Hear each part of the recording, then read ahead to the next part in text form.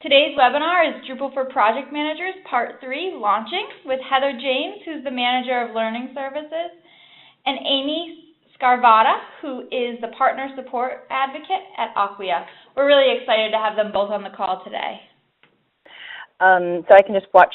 Hopefully I'll get updates if anybody does have questions. They should also ask in the WebEx UI. So you should see my screen now, hopefully. There's Amy, and this is me. You can also contact Amy at AMYE. She's got her own Twitter handle, her own first name Twitter handle. That's quite cool, Amy. You're lucky. So we're actually in week 3 here, and the first week we looked at discovery and the kickoff process, and then we last week talked all about development, and we really talked about all kind of aspects of it, including testing and content type design, and a lot of big issues. And you can hear a lot more about implementation in other webinars at Acquia, but we wanted to focus this session just on deployment and launch. And as Hannah said, we're going to do maintenance next week. So there we are in the orange corner there. All the knowledge that's kind of gathered in this presentation is gathered from the community. There's a lot of project managers within Drupal. There was a recent Drupal for Project Managers BOF at DrupalCon, and I know Amy herself has run panel discussions at previous DrupalCons. And so, you know, really everyone's trying to share their expertise and knowledge, and hopefully you'll get involved. So Amy, can you tell us a little bit about yourself? Sure. So I've been a project manager in the Drupal community since 2008, and just attended my 5th DrupalCon, and pretty excited about where the community has gone from there. I'm at Acquia in our onboarding team, working to make all of our new clients come in and make their launches successful, and making sure that we know how to support them best. So that's where I am now. And yeah, previously you talked about that I've done work within the Drupal community at DrupalCons, been involved online with our various teams, and wrote a chapter for the definitive guide for Drupal 7 on project management. So making sure that we get good knowledge out, making sure that new project managers have people to talk to, because when I joined the community there were no project managers, and it became sort of like a, well, it turns out everybody else is in fact fumbling in the dark, because Drupal is different, and lots of project management techniques work very well here and some of them don't, and working on making sure that all of that gets out so that other project managers kind of don't have to go through the same experience that I did. Oh, that's really good. I mean, do you find that just because it's open source, do you think that project managers within the Drupal community are more likely to share, even though they're kind of competitor agencies? Do you think people are more likely to share because it's open source, or do you find that project managers in general try to stick together? It kind of depends, because, yeah, we do have the culture of open source as well, but there are so few project managers that come out and identify as like straight-on project managers, and there's a lot more than there were. So it tends to be more of like a tribe of everyone going, hey, I have this crazy problem, how do I help solve this? So a lot of the times, like our BOFs end up being sort of like group therapy. That sounds like fun. Very good. I wish we could have had you in all the sessions, but I think this one, because you're working right now, like you said, at Acquia, and you see after all the development's been done and just at the point of going live, it's just that'd be great to have you at this stage. And probably all those issues that you know weren't dealt with at the implementation stage or weren't even dealt with at kickoff will come up, and I hope that you'll be able to bring some of that into the presentation today. So we're first going to just start with talking about planning for launch. Can you tell us what happens at the launch meeting? You know, when should the launch meeting be happening? How far in advance before the actual event? Typically, your launch meeting is going to occur when a couple weeks before you're going to go live, because you're going to want to be able to make sure that everybody's on board with the fact that, hey, we feel like we're ready to go live. Have we met all of the requirements that we needed to meet? Have we done all the things that we said that we were going to do? Is everyone mostly happy to be able to continue with making this project live? So this is going to be your project manager, it's going to be your developers, it's going to be your client stakeholders, and under client stakeholders that can include many different people around who that all means. You really want to be able to make sure that you have this nailed down so you know where you're going to be hosting things. On some of your smaller projects, I've definitely had the experience of you get to the launch meeting and you realize that you haven't actually thought about where you're going to be hosting it, and it becomes another expense, another just sort of like, oh gosh, I wish we had known this some time ago. The launch meeting is, yeah, exactly. The launch meeting is really where you sit down and go, we do have everything nailed down for this, and we know that this is going to succeed, right?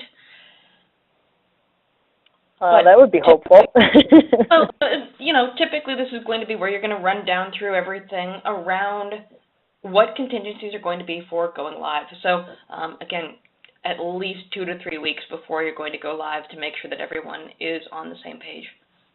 Yeah, definitely. I've seen that with client sites where they were doing development on a different platform or a different environment than their actual hosting environment. It's just like you said, they hadn't considered what hosting environment they were going to be on, and just doing a functional test and of if it's making your the site first work time, on you the new won't think about environment. these things. If it's your first time, you won't think typically around like the differences between your local environment and the hosting environment. And I really wish that someone had taught me about launch meetings before I got in directly, because I had to learn from so many other people around like, oh, you're right, we do actually have to think about these things. Thank you. Excellent. What are some of those risks then that kind of come up at this launch phase, like when you're actually putting the site live? A lot of it is going to be differences between your development environment and your production environment, making sure that all of those are aligned and everything is going to work as designed, making sure that you've gotten enough time to be able to test and really make sure that everything is working as designed. On some of your more complex integrations, you'll want to be able to check things around making sure that your e-commerce portal is going to work before you turn it live, making sure that you've got all the dependencies in place for that. And sometimes it's going to be Drupal-specific things like making sure that you don't have Devel turned on your main site, making sure that you've turned off your views UI so that you can't actually go in and edit live views because, turns out sometimes editing a view on a live site will take it down.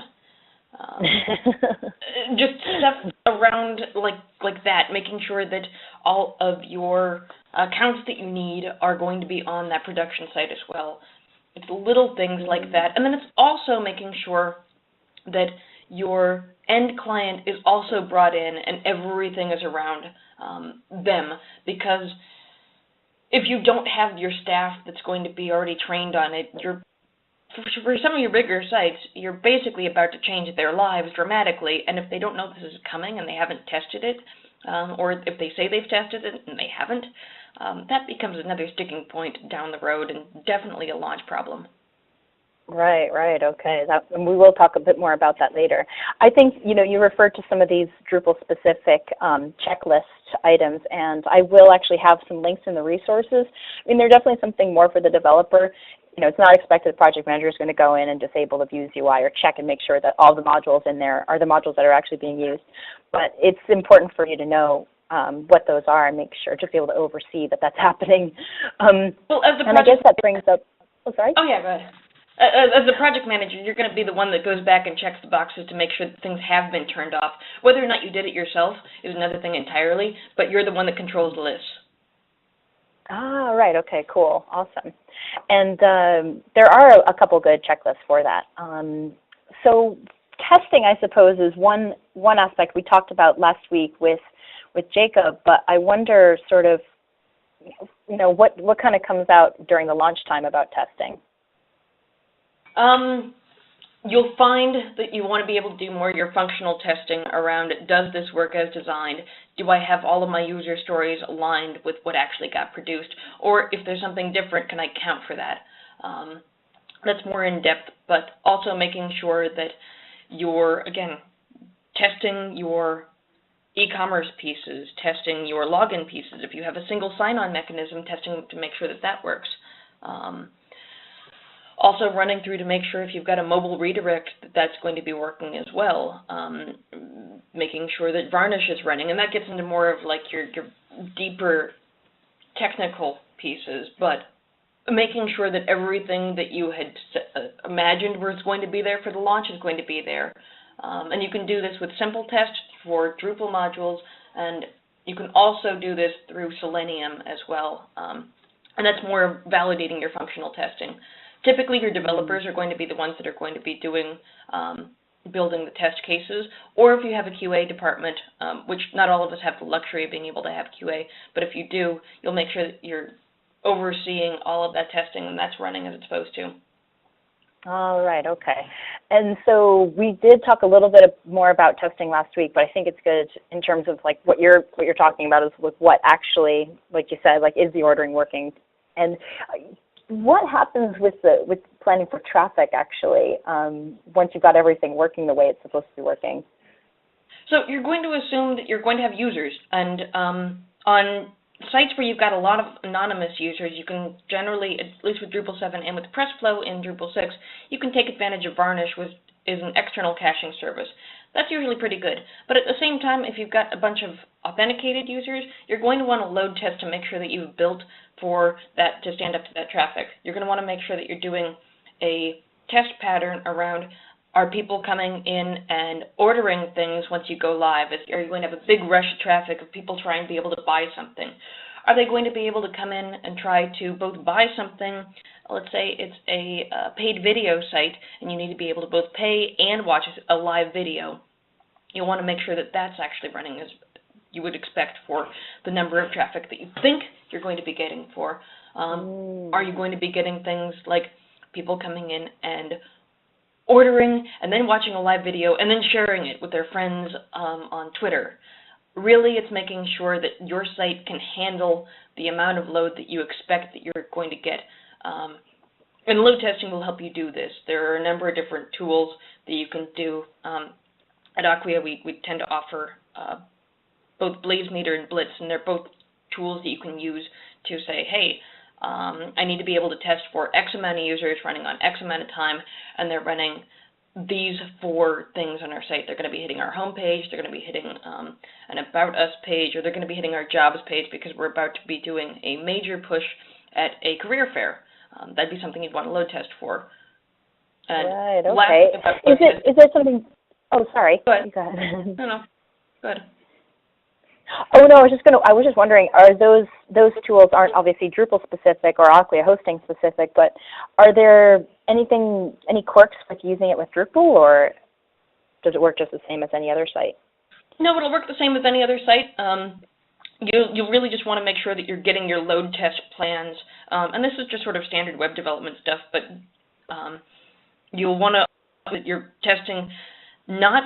If you've got a live site already and you're doing another release, you won't want to be to your live site. You want to make sure that you have an environment that is the same as your production environment, but not actually a shared development environment, which can be a little tricky, and I can talk later about having separate environments, but you'll really want to make sure that you're testing not your live site, because it turns out load testing can sometimes bring your site down. That's what you're testing for. All right, that makes a lot of sense, actually. I bet that happens, and I bet that's fun. You know, it's just things that you don't know until you know them. Right, okay. And I suppose that's why you test for them, as you said.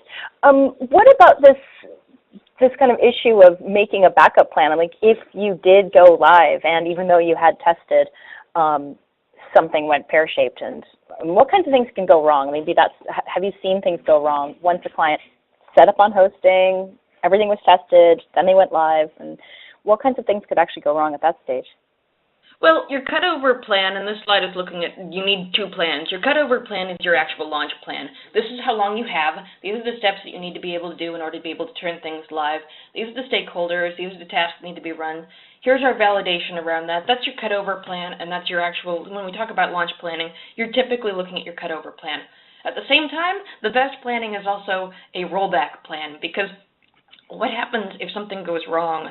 Let's say that you've sent everything over, but there's an external library that just isn't validating for whatever reason on your production environment, and it was working fine in your staging environment.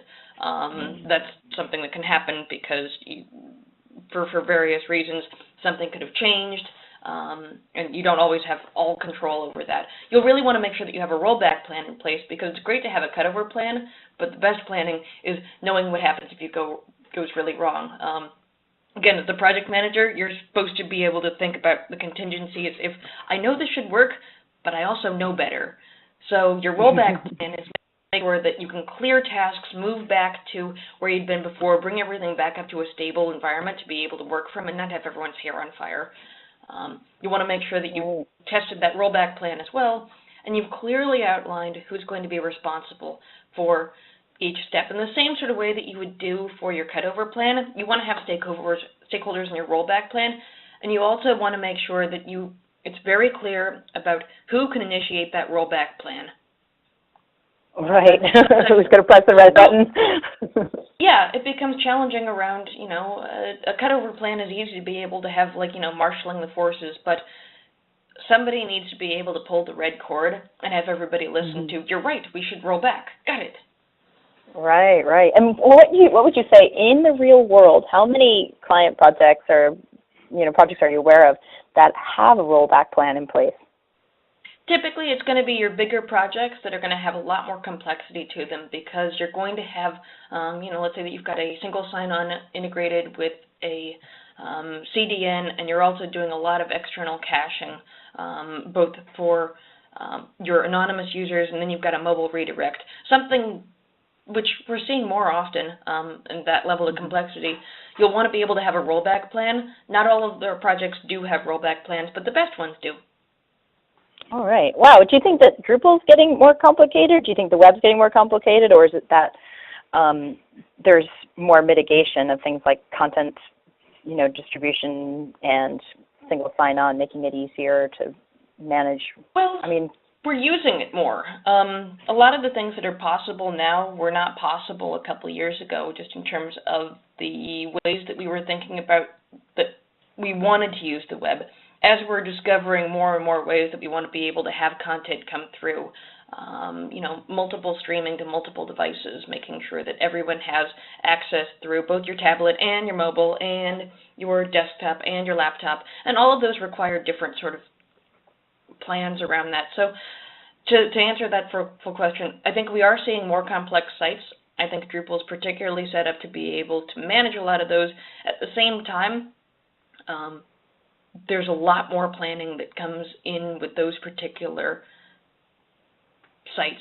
And we're also seeing more migrations to Drupal for, bigger media sites in terms of you have to keep a lot of the metadata that you have previously. And in order to be able to make that work, it's going to be more complex. And so project managers have to be more on their game to remember all of the pieces that are going to be in there. And it also means you need to rely more on your architects and your developers. And everybody sort of has to be working together as well. I suppose that's that kind of the thing of the differentiation of all the different roles in web development in general, actually. So, like you said, there weren't as many project managers before. Right. And now you have an opportunity to be a project manager that can focus on development. You can be a project manager that can focus more on front end. You can focus more on back end. There's a lot of different niches that are coming up as we get into more complex projects. Right, my gosh. I'd be interested to see what kind of questions people have. I'm curious, towards the end we'll ask questions. I'm curious what kind of backgrounds or projects people are working on. So we were talking about deployment, and I think this is sort of like this diagram is sort of like an old picture of the old way. It was just full of so many different problems. You had one local development environment, you're uploading your changes to code, configuration on the live site, and you'd get so many different conflicts. And so I thought maybe you could kind of spell out this deployment problem for us a bit. Well, this is basically what it looks like when you're doing it live. If you just have a local environment and you just have a production environment, you have no safety net for you. Everything either needs to be on developers' local hard drives, and then you're going to end up in trouble in terms of, computers die. This happens sometimes. You can lose files. You can overwrite things. And this is just kind of a one-way into you have no safety net if you do it this way. And it's a deployment problem. For Drupal 7, we worked on being able to make things make more sense in terms of how our configuration works.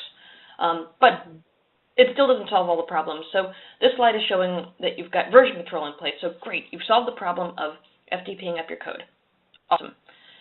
At the same time, you're also changing your data, and you're going to have to be able to figure out a way to be able to get from that local environment up to your production environment. So you can add a change to a theme, and that can move up through version control, and you can work on that. That's saved golden.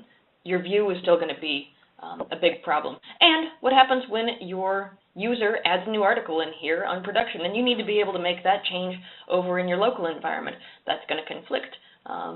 You don't have good ways to be able to move this across with just talking about straight deployment.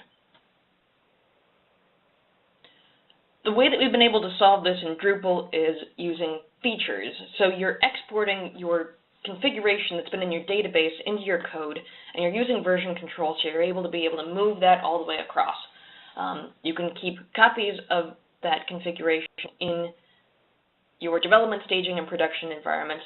It doesn't solve all of your problems around your files, but it gets you a lot closer. Right. I know we're going to see this later on. I think it's interesting that Drupal-specific hosts like Acquia and like Pantheon have the option to pull down then your production content back into your database and basically, like you said, wipe out the local database. And that's why you have to keep on exporting it to code. I wonder, it seems like is this overly complicated, or is this what most people are doing then with their Drupal hosting, hopefully, at this stage? Typically, this is what most people are doing. This is the best way that we have, at least with Drupal 7. With Drupal 8, Greg Dunlap's configuration management initiative moves this configuration into YAML files, which means that you can also store those in version control, and it's a little bit easier to be able to work with. It's not perfect, nothing is, but it's a lot better than what we've been doing. Right. And other things that can be helpful as well, if you're working on really big projects, you want to make sure that you're also doing a continuous integration setup. Again, this is bigger than what we can talk about right now, but continuous integration will mean that on your local environments, you can push things. Should I go to this slide? Sorry. Is this the correct slide? We'll move on back over to configuration to code, because that's a good place to be able to talk about it, and I'll get to this export to code. So imagine if your local environments are always being able to push things back up, and you can test in your development environment immediately. You've got a lot of developers working at the same, on the same project, and not all of them are working at the same speed. You'll want to make sure that you can test and see what's happening where, and give you a chance to be able to roll back and say, that code doesn't work, let's move back. We can definitely give you more links around that, but that's one way that's been working, and I think there'll be other ways that we will take advantage of continuous integration to make sure that our deployment makes more sense. Okay, go ahead. All right. Cool. Sorry about that. No, you're fine. So I guess there's a limit then. Oh, sorry, you go ahead. I was just about to say the limitations of what you can actually export at this stage. And, yeah, there's definitely limitations around what's going to make sense. You can do your configuration, you can do your code, you can export views, you can export content types, you can export settings. You can't do things like, it won't pull files with it in the same sort of way, and it doesn't manage that actual data that you've been adding up. Features is the one that I'm thinking of the most. So you can do an image gallery. You'll still have to be able to move the files separately through an rsync, but it'll definitely continue the code that you've written in the configuration that you've done. So again, there are limitations to this. At the same time, you'll want to make sure that you have copies of all of this running around. Right, okay. And I think this one, I guess this is where the question comes up of just keeping on in your staging environment, trying to sync up all those code changes and the files and pulling down from production, the live site, all of the content and files on an ongoing basis and sort of making sure they're working. Yep, you're going to want to make sure that your staging is an exact copy of your production environment. Let's say that you called up support and you want to make sure that you can test something that's going kind of weird on your production environment without actually testing on your production environment. Scripting, data pulls and file pulls and code back and forth is a good way to be able to make sure that your staging environment is going to be that mirror of production. And typically most people are doing this through Drush and through, again, just scripts that will run to make sure that your production and staging databases are mostly the same. All right, cool. So we talked about, having all of these environments, and this is a better way to be able to show all of this off. Again, you're going to want to make sure that you have a development environment. Your developers are going to be collaborating and testing on those environments. This really is going to work best if you've got version control, because you can then move code across from development, staging, production And you might also have local environments that are also going to be known as your development environments, and syncing those up is something you want to be able to work at as well.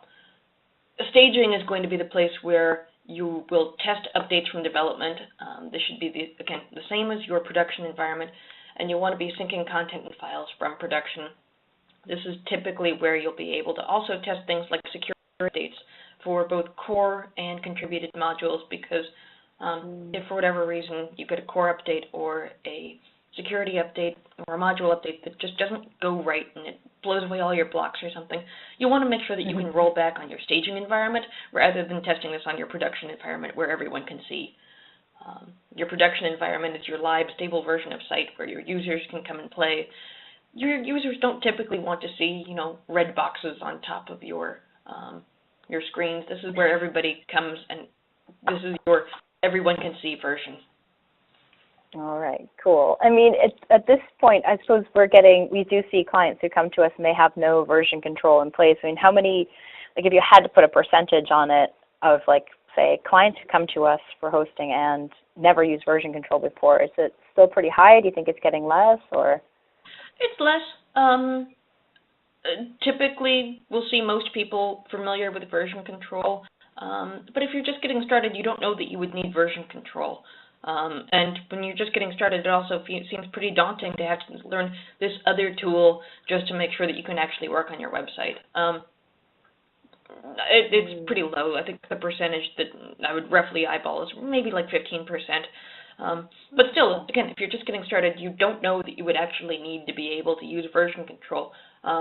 On Acquia's side, we have an Enable Live Development for your dev environment, which would let you use that as if it was a local environment. You can hop in there and upload stuff and FTP code and files up there. But then at the end, you're going to have to commit those changes back. So it's a nice way to be able to kind of move between the two. When I first saw this, I had no idea why people would use it, and then I thought about it a little bit more. No, wait. If you're not familiar with version control and you don't want to have to figure out how do I install Drupal on my local environment, this will mimic having a local environment, except it's going to be on the cloud. All right, okay. I didn't know we actually allowed FTP. I thought we didn't. When did we allow that? If you're working on you can use SFTP, which you're going to want to make sure that you have secure, mostly FTP, but it's generally easier just to learn how to use version control. It'll be a lot more stable for a lot longer than just trying to use FTP. But at the same time, everybody starts from, and if this is where you're starting from, then a lot of web development is also making sure that everybody else can work with best practices as well. All right. So sort of like a ramp up in a way. Again, I guess we're going to talk. Sorry. I guess we're going to talk a bit more about testing later. But when people do, I suppose, do you want to leave this till later, actually? Oh, other things that are going to be available around this.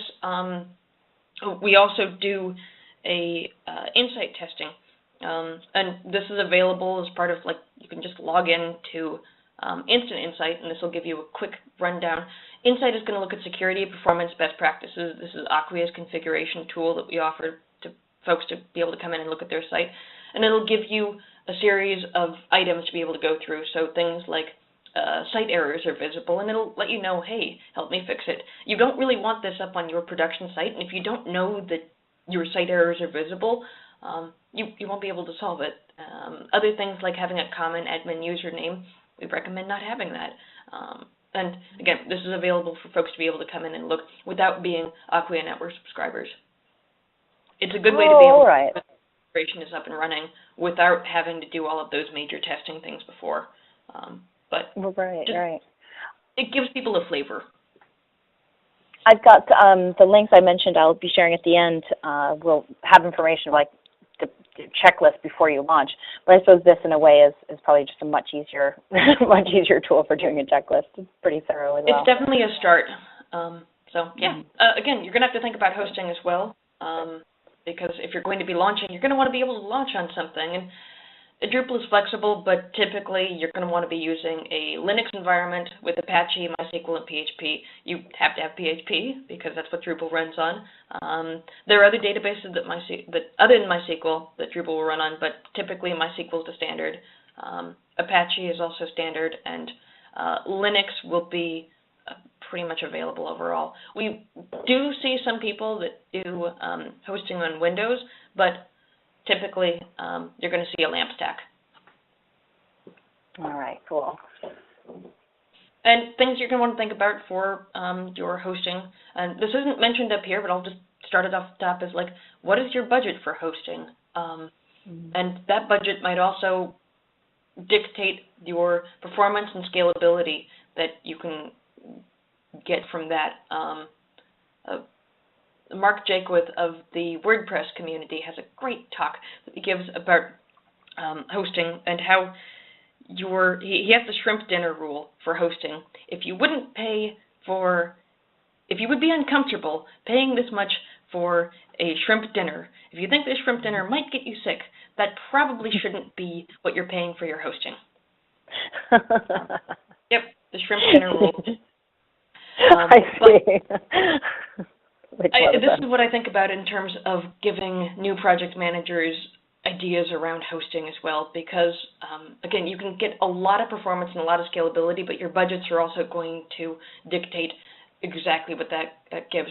So you can have great performance on smaller hosting, and you can also kind of blow the limits out. It just depends on what your project is. There's other improvements that you can have as part of your hosting considerations. So if they can optimize database queries, making sure that they have external caching available, and then you can also implement a content delivery network to be able to even speed it up further. So it just kind of depends on your budgets and where you're starting from. But these are things to think about. Other things around being able to use bigger cloud hosting is that it'll scale. So you know what your traffic is likely to be, but you can also work with your hosting companies to be able to add on additional, either if that's going to be additional webs or bigger balancers to be able to handle more traffic from your anonymous users and Varnish. But it's good to be able to know exactly what your traffic is likely to be, so you can give a good estimate towards your hosting company and have them work with you to make sure that your site is going to work when you need it to. Right. I mean, in this case, this was, a client event, so they knew they were going to get a traffic peak. But I suppose you still have to deal with the situations when there's surprise events too. People get big dump of traffic. There's always going to be the times where your client is going to get off a plane and tell you that he just did a major ad buy on the Daily Show, and you're going to have, and you have 3 days to be able to figure out exactly to meet all of his needs and requests around that. True story, happened to me a couple years ago. And at that point, Varnish was pretty new in terms of Drupal, and it was sort of like, so the magic words here are Varnish and caching. But now you have the ability to upsize if you know that a traffic spike is coming, and you can work on making sure that you have all of the traffic that you need, or being able to do emergency upsizes as well if you didn't really think you were going to get that much traffic. Right. I mean, how does the project manager factor into this? I mean, who actually make that decision? Are they usually the person who does that? I mean, not for upsizing, but making the choice about hosting. Sometimes it depends on who's going to be controlling the budgets on things. Just know that as the project manager, you might be involved in terms of making sure that you have these traffic numbers to be able to give to both your developers, your hosting company, and your stakeholders, because you're going to, at some point, you may have to have a conversation around. So because of this thing that your marketing department has done, you need to be able to scale up your hosting environment, and there may be costs associated with that, and knowing that this is part of thinking about hosting. All right. I'm just noticing the time, and I think we're going to talk a bit about multi-site, but I should probably just remind us, because I want to make sure we have enough time for questions. Should we just briefly go over multi-site? Because so many people ask about it. It seems like a really popular question. We can do this quick. So the thing about multi-site is it's totally possible in Drupal, but it leads towards more complexity. This is what it would look like if you're hosting a single site. You've got one website in here. Go ahead and jump on to the next slide because I think it's better in terms of like what this looks like. So where you have one website, you just have one. Where you have multi-site, you will have multiple configurations, multiple contributed modules, just a lot more complexity in terms of what you're actually working with. And go ahead and jump to the next one as well. So again, you've got those three modules in here where you've got multi-tenant, hybrids, multi-instance. So you've got one database, one Drupal installation. Multiple databases, one Drupal installation is what we see more often. Multi-instance gets even more complicated, and you as the project manager are going to have to be wrangling a lot more. So just be aware that multi-site also is going to be something that you're going to be looking at as another level of complexity within your Drupal project. Sounds good? Yeah, definitely. Run through this quickly. Yeah, thank you. I was just so interested. I can end up down a rabbit hole. I guess I wanted to just make a mention of Acquia's hosting because it's we've kind of brought it up before, but you know there are Drupal-tuned hosting companies, and you can go and try and set this all up yourself. And kind of, I've had clients I've spoken with who really want to go out and do it on their own because they have a lot of, they've got an experienced team in-house who's used to hosting their own servers. But it just seems like such a lot of work. Do we have a lot of support clients that you see that don't go for our hosting, or they really try and do it on their own still? Or do you think that's becoming less and less? Sometimes we do see folks do that, but what's changed in the past couple of weeks since DrupalCon Portland is that we're working on rolling out a free tier, so you can come in and basically develop on our hosting and get a sense of what that would actually look like, and get a sense of what it looks like to have separate environments between dev and staging, using version control, using this kind of tuned server. So yeah, you can do option number one and run through all of the stuff on your own, but you can also work on finding a hosting company that does all of this for you. Right, okay. And I suppose there's all those tools we mentioned as well.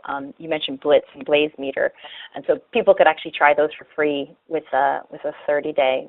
Is the free tier only 30 days, or is that like free forever? Free tier is free as long as you're developing on that, and I know some of our other departments can talk more coherently to that, but it gives you the ability to come in and develop on our hosting. I believe there is a turn-off if you're not using it. I believe the system will send you emails about, hey, we miss you, come on back.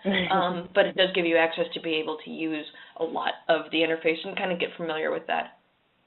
Oh, all right. That's cool. Awesome.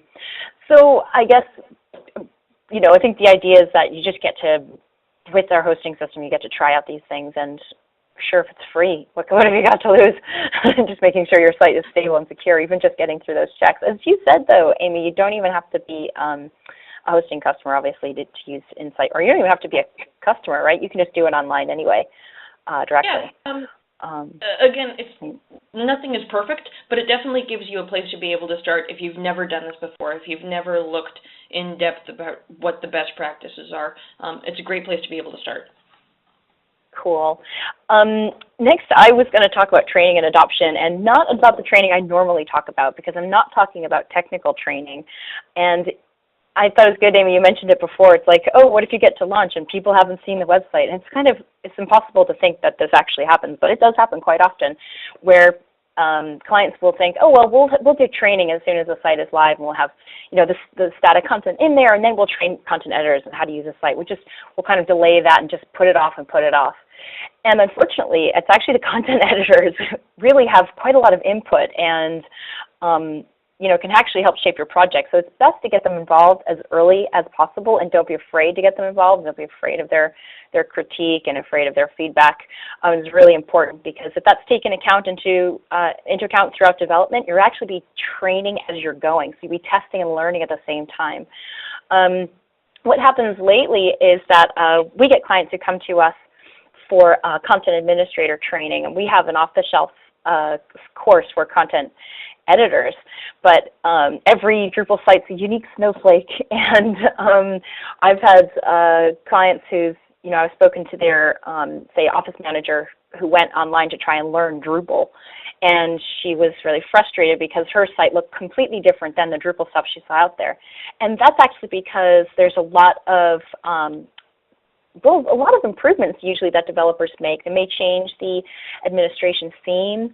They have custom content editing forms, and they hopefully try to think about that user experience. But and we focus on that when we do our developer training. We've got a whole section just in site building about making custom administration screens and workflows, etc. So that means that your site is just tuned for your content and your users. And anyway, I always say if there's a one-day training to learn how to use Twitter with one text field, you can understand it's worth getting your people involved.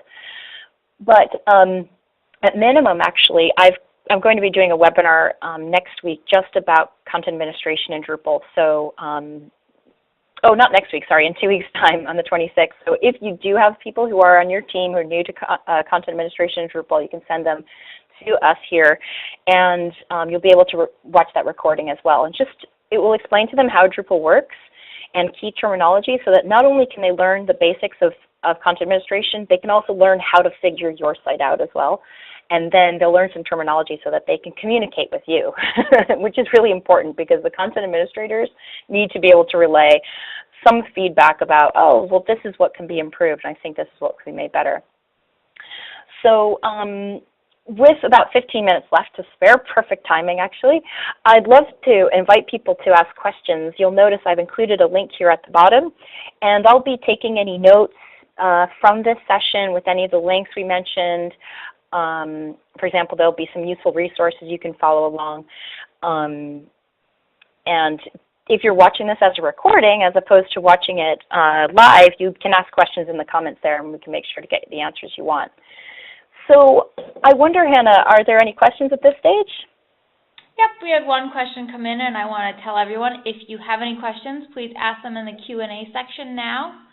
So the first question is, how do you personally handle situations where your clients are using an internal hosting solution and don't provide your team access to the servers?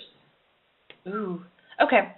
So in that sort of instance, you're going to want to be working with whoever it is internally that's got access to those servers to make sure that you're getting all the right information around, here's what they're working on, here's their versions, here's everything that I need to know, and then also working with them to talk about how you're going to be managing deployments over to them. Because at some point you're going to be trying to do a handoff, and you're like, I have finished your site, here is your site.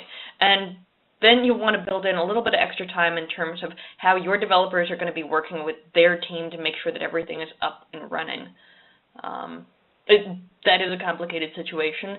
It's probably something that as a project manager I would have added in at least 10% extra time in terms of managing deployment, and when I could have reliably said that I could have delivered a site up and running for them, because you don't know all of the things you don't know.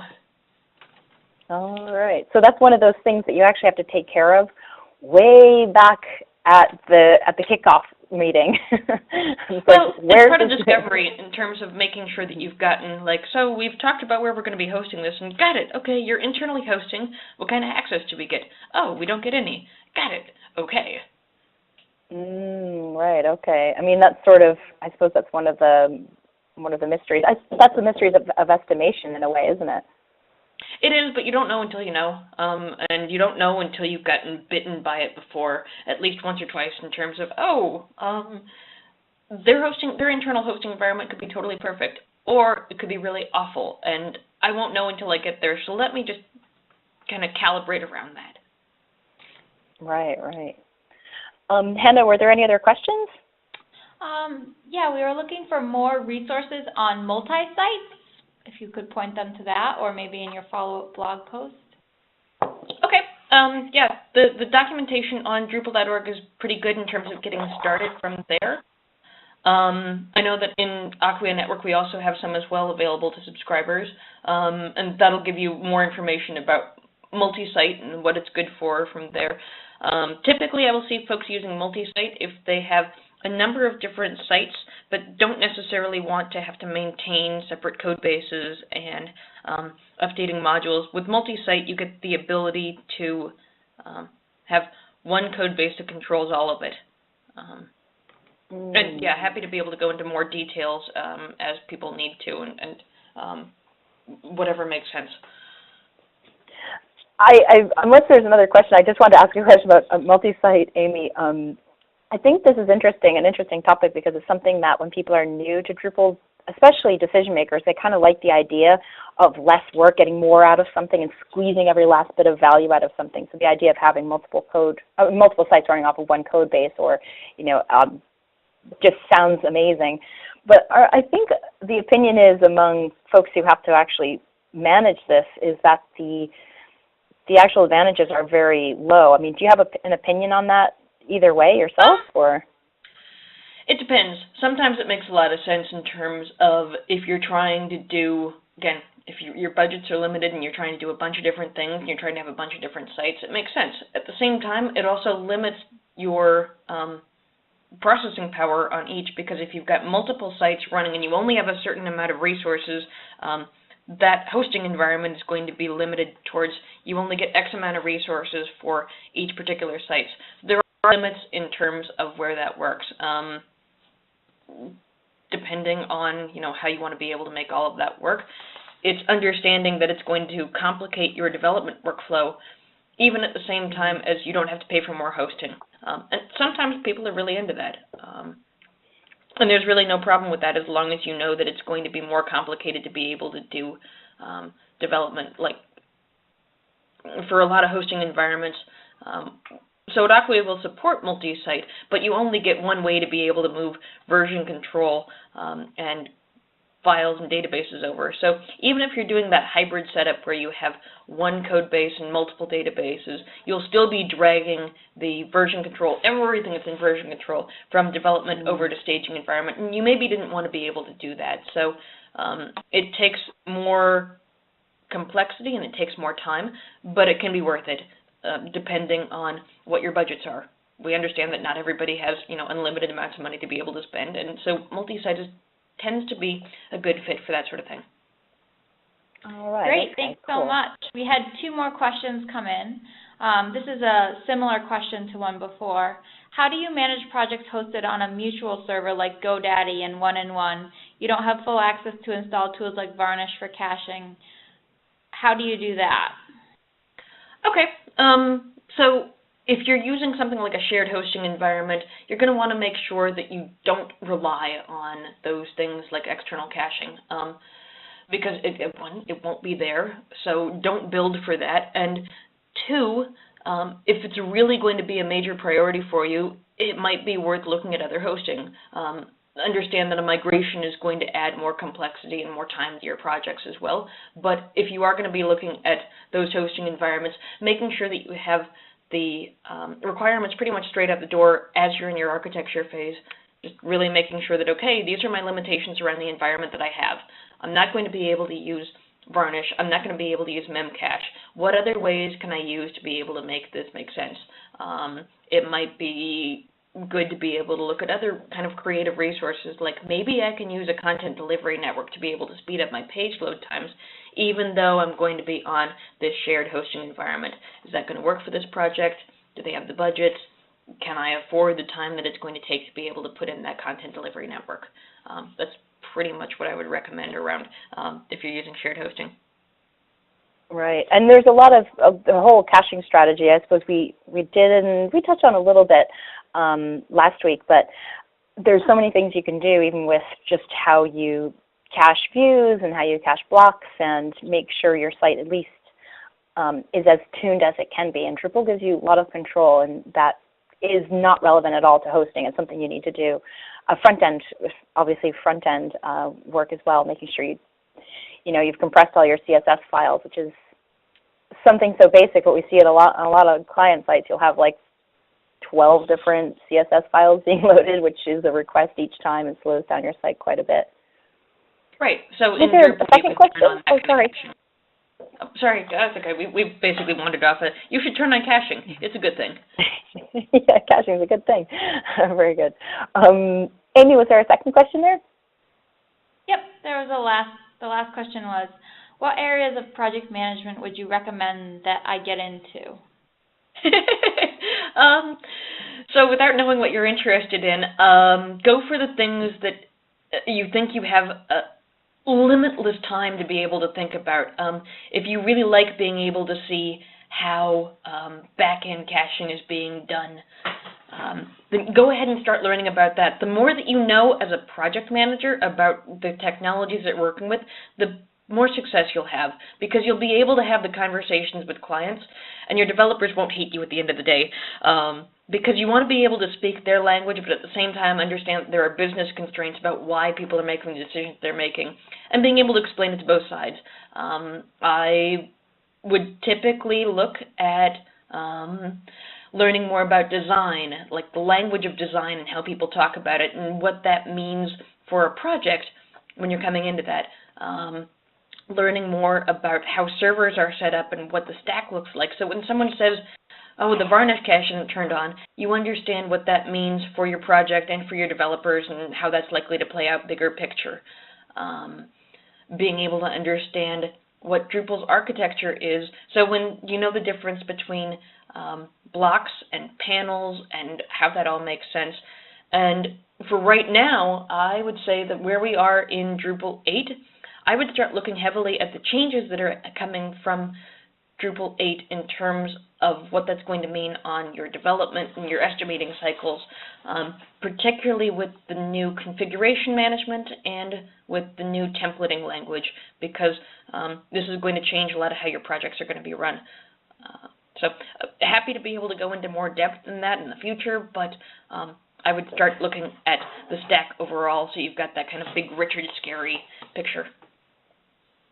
Yeah, and it sounded interesting from what Jacob was saying last week, is that project managers can actually get involved in the functional testing process by actually writing natural language tests, just be able to say, as somebody, I should be able to X, Y, Z, which then can be used to actually test if the site works. It sounds like there's opportunities for project managers to actually get involved in that as well. Oh, definitely, because you're the ones that are going to know what your users are asking for in ways that maybe a developer won't necessarily see. So functional testing is one of the best places for a project manager to be able to step in, because you usually walk the line between here's what my developers are able to do and here's what the business clients are asking for. Let's see what we can do to make this work. Right. Geez, you could probably just specialize in that whole area. But then you'd be a QA, you'd be involved in the QA team. Oh, but that's perfect, because you have to know that what you've built is what you said you were going to build. Definitely. This is good. I think there definitely sounds like we need a Drupal 8 for project managers follow-up in a couple months. Oh, definitely. Yeah, definitely good. And I don't know what it is yet. Drupal 8 is still in flux a bit. Yeah, I'm going to find out myself. I'm going to be going to Dev Days in Dublin if people are in the area. Dev Days is happening on the 26th of June, and the week before is a full week of Drupal 8 code sprints. So I'm really excited to volunteer for that. So basically, there's some more sessions. You can contact me at Learning Services, and you can have a talk with me and talk about your training needs if you have any questions about your team and where you're going. And of course, sign up for the next sessions, the last one next week. Really excited. Jen Ceramic is going to talk about maintenance.